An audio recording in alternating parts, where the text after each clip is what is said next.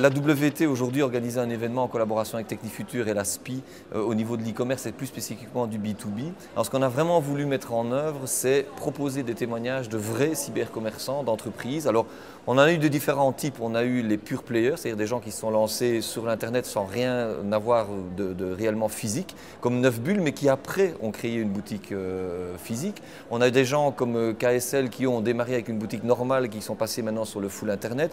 On a des gens comme Etilux ou Maison Tassé qui ont les deux. Et ce qui est extrêmement intéressant, c'est d'avoir leur retour d'expérience en la matière. Alors l'AOET va évidemment offrir un certain nombre de ressources pour tous ces cybercommerçants. Tout d'abord le portail aoet.be où on va retrouver des informations, des témoignages, des articles, des références.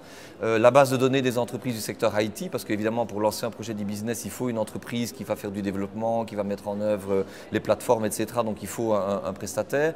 On va trouver le lien vers la charte éthique qui regroupe un certain nombre de prestataires qui se sont engagés sur de bonnes pratiques déontologiques. On va également trouver le lien vers le club PME 2.0 qui est un club de bonnes pratiques, de rencontres entre cybercommerçants qui vont échanger leurs témoignages, leurs bonnes pratiques, leurs références en matière de cybercommerce. En fait, face à des porteurs de projets, ce qu'on fait, c'est qu'ils viennent souvent en nous demandant du conseil, de traduire, de faire un rôle de traduction de leur projet. Ils ont beaucoup d'idées, ils sont très innovateurs, mais le problème, c'est que souvent, il faut confronter ça avec la réalité du terrain. Et Technifutur, via la cellule e-business, se propose de les aider clairement par rapport à des choix de solutions informatiques ou de solutions site internet, e-commerce et autres, en confrontant leurs idées avec la réalité.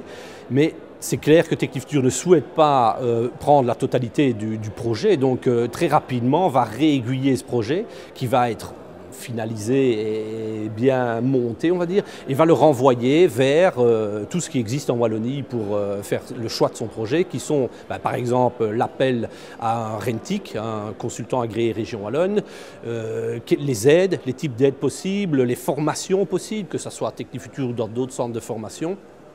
Et c'est clair que ça permet souvent d'obtenir des résultats intéressants. On a l'exemple ici de la société Maison Tassé qui représente bien l'aide de Technifutur au départ pour la définition du projet. Et puis ce projet évolue vers une sélection d'un fournisseur et vers le choix d'une plateforme d'e-commerce, mais qui ne se font pas nécessairement totalement avec Technifutur.